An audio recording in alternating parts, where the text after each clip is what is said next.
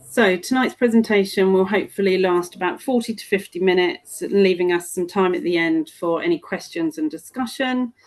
Some of what we may discuss could feel overwhelming, and we're going to be sharing a lot of information. If there is anything that you're unsure about as we go, then please add it to the chat, or alternatively, Lucy and myself can arrange a separate time where we can come and support you. We will be sharing the presentation with you after the session, so you don't need to sit and make loads of notes. Just get comfortable and take in as much as you can, knowing you can refer back to it at any point or contact us in the future. We hope that tonight's session will be informative and help you to feel that you are not alone in your roles and understand that there is support out there. We're not here just to give you a load of information and leave you to it. We will be happy to support you in the future, and if we don't know the answer, we will find someone who does. So a quick overview of tonight. We realise people are here coming to this from different levels of knowledge and experience. So we're going to tell you a bit about the active partnership, about the network of sport welfare officers that Lucy and I are part of, our purpose, what support the network can provide, how to contact us, and finally we'll tackle any questions.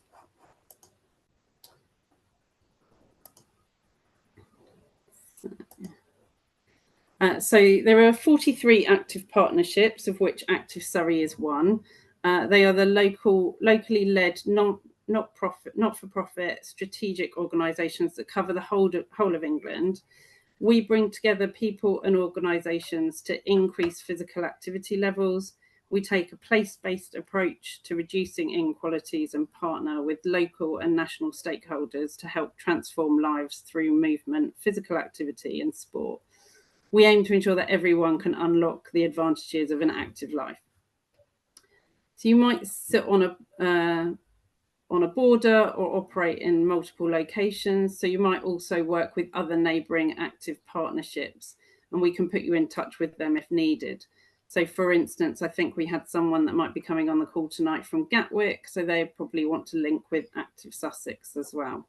Not all partnerships are active and the county, they do vary. So if you can't find yours, then we're very happy to help with that.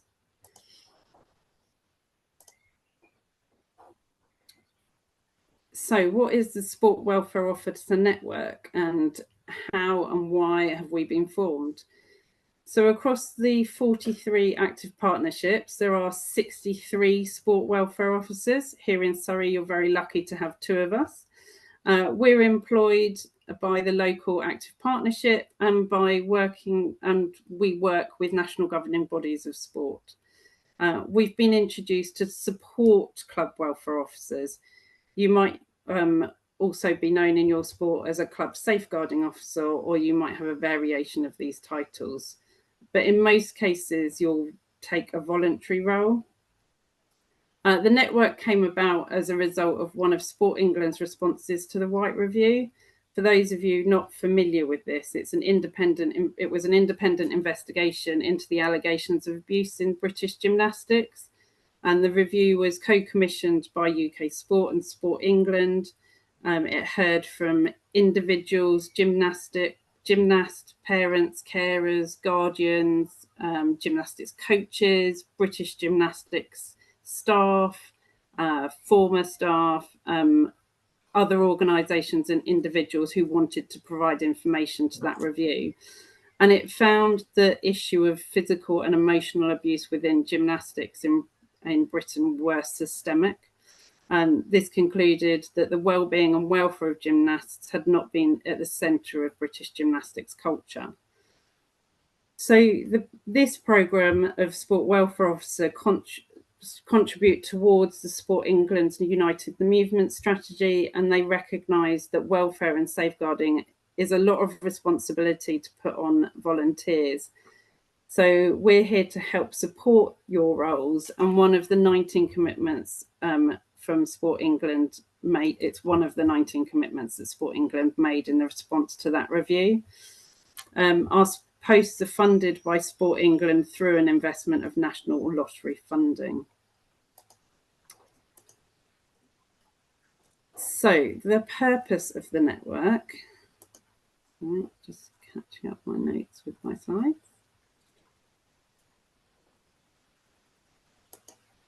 People. So we're here to add capacity to the existing workforce that are working already in NGBs, local clubs, and the active partnerships on safeguarding. We're here to promote good welfare practice and safe sport at a local level. And we want to support club environments to move from that compliance to effective culture. Please note, we're not here to replace. We are here to support.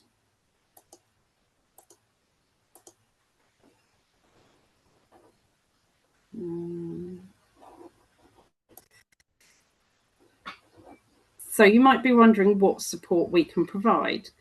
So as I've already said, we're here to provide additional local support to yourselves. We can signpost you to the right advice and guidance. We will work with you to help create safe cultures within your organisation. We will in time facilitate local training. We hope to help forge networks, a bit like this one, so that you feel better connected and informed. Hopefully you will be able to share and develop best practice in the network, as well as generally helping to raise awareness of safeguarding and welfare. What we won't be doing is advising specifically or managing concerns that within your clubs. So if you've had a safeguarding concern raised within your club, you do need to follow your national governing body policy and procedure on that and raise that within your normal process. So how are we going to start doing all this? We're currently establishing club welfare officer contacts, of which you are some of them, and we hope to form this network, and we're really grateful that you're here today.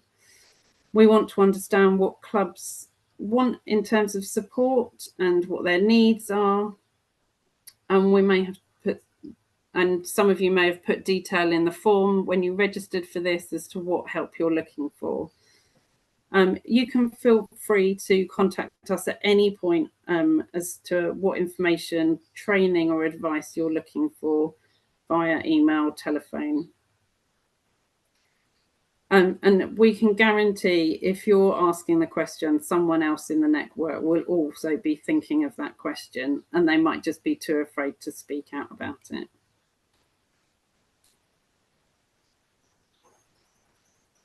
And they've just not realised that they need it yet. We're connecting with national governing bodies and regional officers to fully understand each sport's minimum compliance and standards. And we're also connecting with those involved in welfare outside of sport. And Lucy will tell you a bit more about those.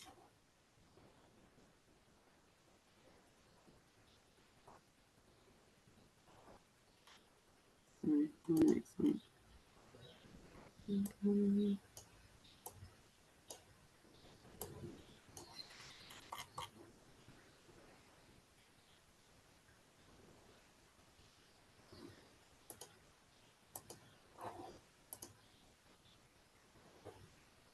So within Active Surrey, as I mentioned earlier, there's 2 sport welfare officers, myself and Lucy.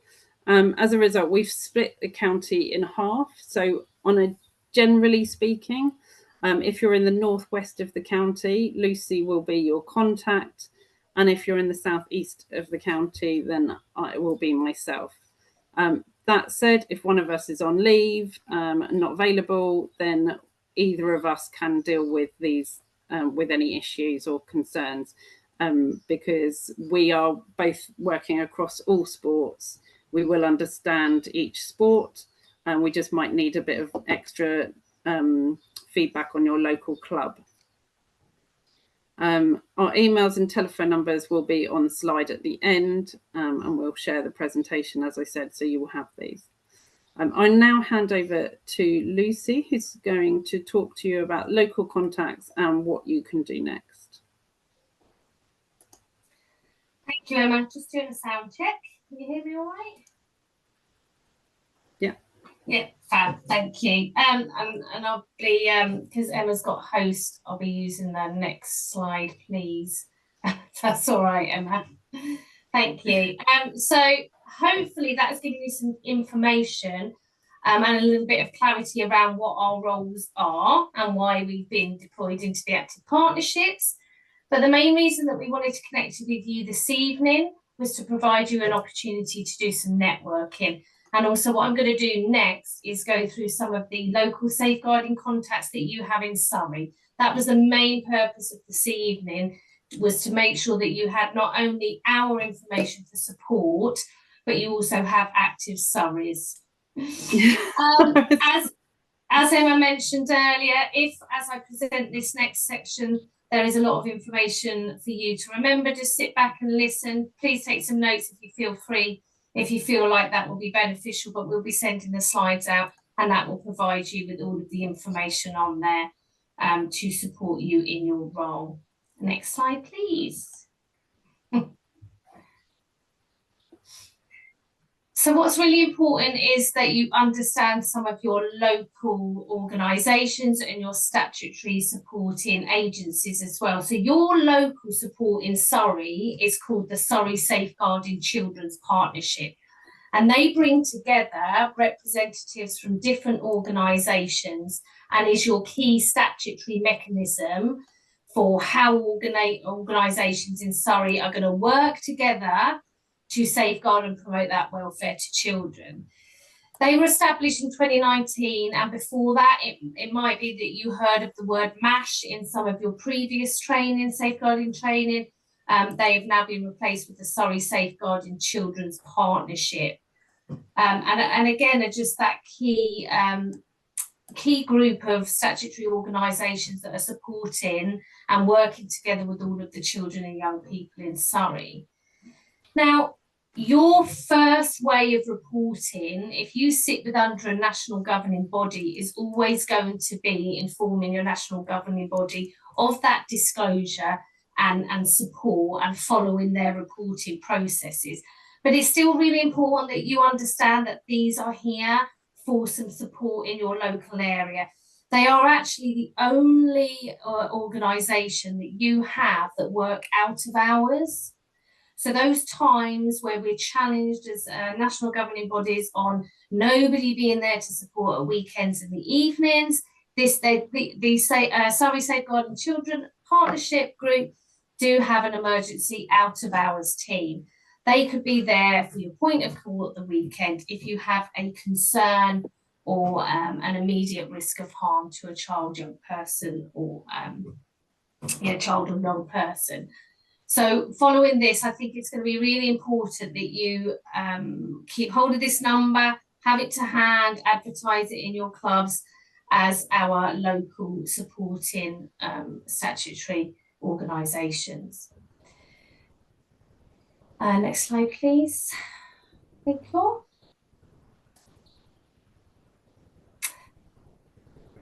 Now, within that group of organisations, you're going to have lots of partners that are the ones that work a lot with families, they work with the health groups. If there's a disclosure in your club of somebody that is outside the organisation, the Surrey Safeguarding Children Partnership are the ones that are going to be supporting in those kind of disclosures, as well as supporting you for inside your organisation. But I think it's really important to highlight a little bit more around the local authority designated officer role, which I'm hoping that you have been trained on their responsibilities and their roles sitting at that local level, because it should have been mentioned in your welfare officer training if you've done some of the UK coaching training and some of your specific NGB training at the same time, because they are part of that Surrey Safeguarding Children Partnership team. And they are the person that we refer to at a local level within our local authority to coordinate the response of concerns when there is an adult who works with children. Okay. They specifically will then be looking at sports coaches, teachers, and any person in a position of trust. And their key roles is to provide further advice and guidance, and particularly to employees and in voluntary organisations. So this is where you might end up linking with them. Most of the time, if you link with the what we call the acronym LADO, if you're linking with them, you should have linked with them through your national governing body. So if there's a disclosure that has gone to your NGB, which relates to a person in a position of trust where we believe that they have caused harm to a child, that's where they might then be linking with you as a club, okay?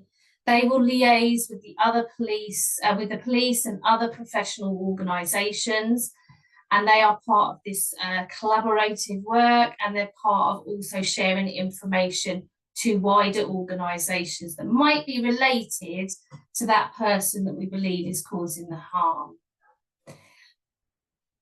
Yeah, thank you, Dick. And they absolutely do normally take the lead on this. Very rarely would you go direct to them, but it's important that you're aware that they're within your reporting process. And if they were to contact you direct, I think it's also worth highlighting at that point that you would immediately contact your national governing body in order to find out if they have already been made aware of this situation. So you would never work with the LADO in isolation. But their main job is to monitor and monitor the progress of referrals, ensure that they're dealt with quickly, they're consistent, they're thorough, and they're fair. And just if you haven't, just for a little bit of background on the role, this came about, their roles were created upon the completion of what was called the Bitchard Inquiry. I don't know if anyone's ever heard of that, which was related to the murders of Holly Wells and Jessica Chapman by that local school caretaker. And many issues that were presented in that Lord Bitchard's findings did include the poor information sharing. So the benefit of having this LADO in place at local authority was to easily share that information between organisations. Thank you, Emma. So following this forum this evening, we're going to send out the presentation slides, and we will be transparent and open with their contact details. They are there Monday to Friday. It's useful to have their details at hand, but just to reiterate what we've already said, which is you would be working with your NGB on the connection between the LADO, and quite possibly it's going to come down. It's almost going to go right up to NGB first, and it will filter down into your club or your organisation. Thanks, Emma.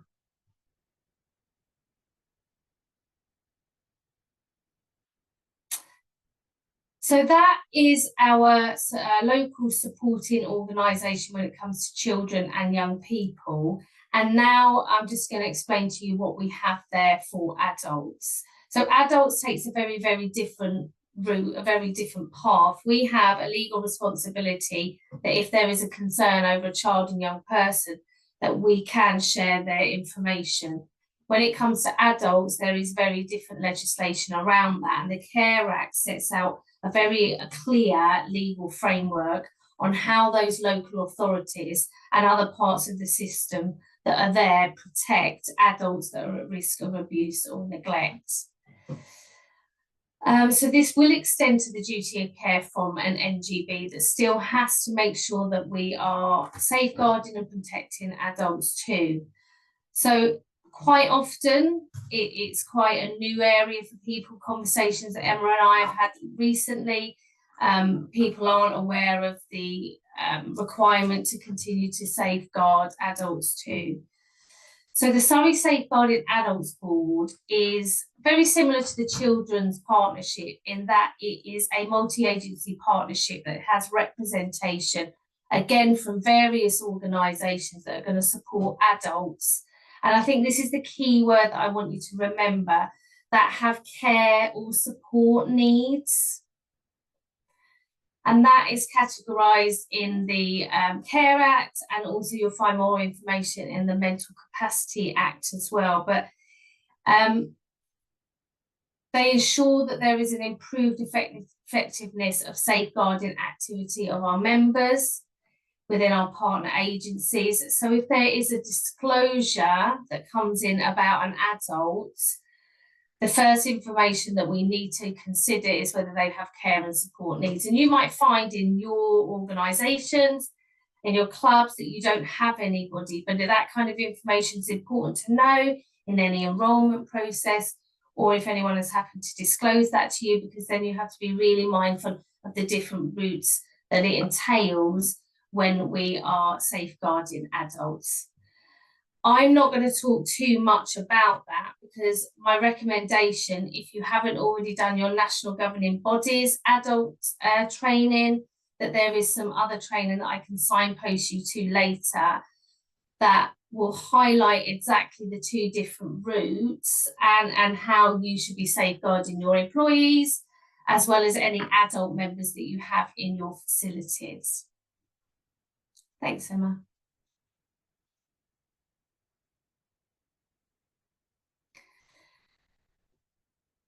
So now we've talked a little bit about our local teams, I want to just spend the next 10 minutes talking about what you could possibly start doing in your clubs. I'm aware that some people are already meeting compliance. They feel quite confident in your seats there, that you are following processes and policies and adhering to your national governing body standards. And if so, as you sit here, you can tick that you've got everything in place and you'll be happy. But for some of you, this is still going to be really new for you. So I think it's useful to go through some of these considerations that tend to be minimal compliance across quite a few NGBs. And then it could create you could start to create a nice action plan moving forwards as some things that you can take home tonight and start doing back at your clubs. So I think the first point to just make sure that you are really comfortable with, happy with, and can find this information as soon as you need it is, who do you directly report a concern to at your national governing body level. That should be your first contact information that you not only have to hand, but also you'll be very visible on your website if anybody was wanting and needing to report a concern directly up to NGB. So if you're unsure of how to, then that might be part of your action plan. And then next, it's who you have at county and regional structure that is your support, and whether your NGB has one. Emma and I have spent quite a bit of time in the last few months looking at the different structures under the within the NGBs, and we are very mindful that not every NGB has county and regional structures. So my first, my first advice to you is to go out and find out if you have county and regional support, and that might be in the shape of a club development officer, as well as it might well be the safeguarding leads that you have locally to you. Because again, whilst Emma and I are here to add that support, they are going to be your first point of contact if you need support that is then specific to your sport. If you haven't come across them already, we strongly advise that you also spend a little bit of time getting familiar with the CPSU website and the work that they do, and the Ancroft Trust. So if you haven't heard of either of them, the Child Protection in Sport Unit is part of the NSPCC. And they work primarily to help improve safeguarding and child protection practices within sporting organisations, to ensure that all children and young people are safe, particularly when they're participating in sport and physical activity at all levels, okay? And most NGBs will have standards that they need to meet within the CPSU, and that also gets filtered down to the clubs too. So if you haven't ever come across them, have a look at the support that they offer, There is also a huge amount of templates that they have on their website that you might find that are really useful, alongside some of your national governing body templates too. If you like to, if you enjoy social media and you want to follow them, they are again a great resource. They're constantly, especially CPSU, have just started their LinkedIn profile, and they've started to share some really good campaigns that they're doing and resources. And it might just be a good organisation to follow for additional support.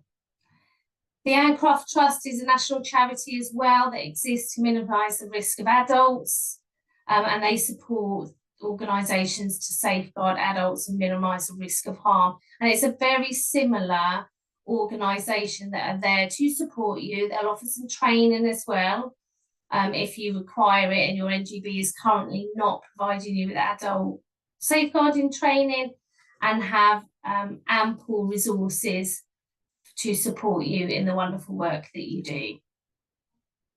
Thanks, Emma. So I think just some minimum compliance. One thing Emma and I are not touching on this evening at all is anything around the proactive work of a welfare officer, how we might build safer cultures. We didn't feel that tonight was the right time and space to talk about some of that element of the role, but what we wanted to do was signpost you and make you start thinking about that minimal compliance within your club.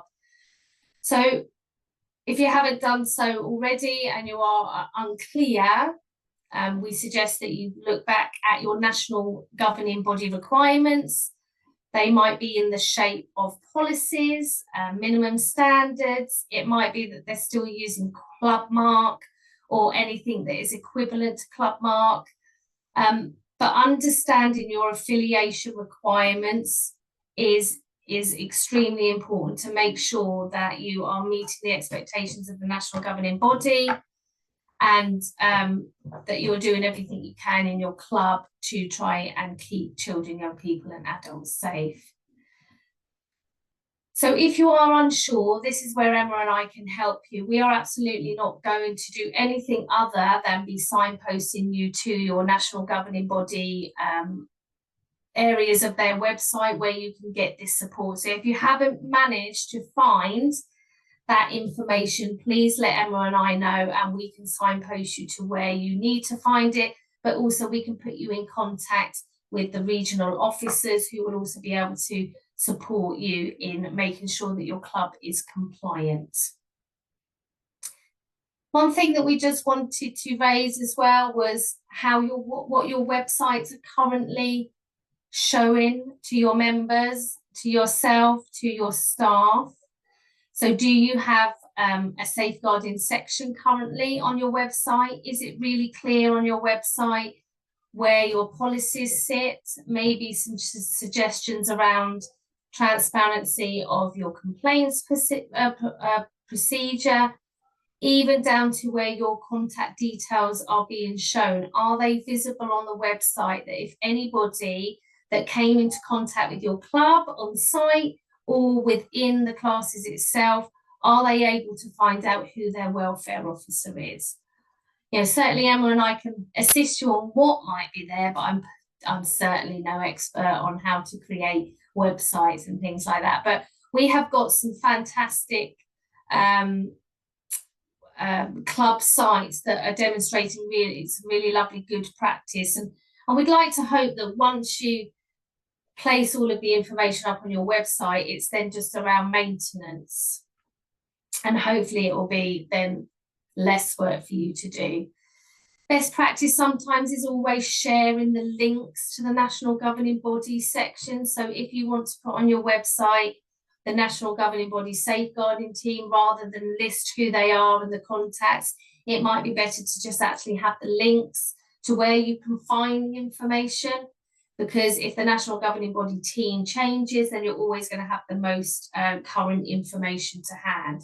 And the same if you're uploading policies that the NGB are doing. Again, it's just good practice and something to consider. I'm certainly not going to sit here and tell you that's what you have to do, but you might want to consider just having links that are taking you to the relevant pages, and those quick finds when it comes to your NGBs. Thanks, Emma. So in terms of your contact details, something to consider and just maybe reflect on following tonight's session is quite often, particularly in the previous work that I've done, and I know conversations I've had with Emma, coming across generic information emails. So information at said club, which is part of their safeguarding contacts and how they're asking their club members to report any concerns. So as you sit there, I'd like you to just consider whether you are currently using a generic information email address, which everybody has access to at your club, or is coming into a central point and isn't a confidential email address if anyone wanted to disclose something. Is it going to your personal email address again that sits on certain devices in your home that is again risk of breach of confidentiality? Who has access to it? So I'd like you to also consider looking at safeguarding specific email addresses so that you can guarantee that you're the only one, you yourself, and if you're lucky enough to have a deputy, can access that, and all of the information can be stored. Sometimes I want you to just think about, sometimes members may consider not disclosing a concern based on the fact that the email address states somebody personal and there is a risk of confidentiality, and they're not too sure and they don't feel so comfortable to email that particular address. So if you want to encourage people to disclose, that might be just something to consider. And then when it comes to training, I am hoping that all of you are aware of your training requirements and that your national governing bodies have been really clear on the minimum training that is required for you, whether that's the welfare officer training that UK Coaching currently run, or whether that is a sport-specific welfare training.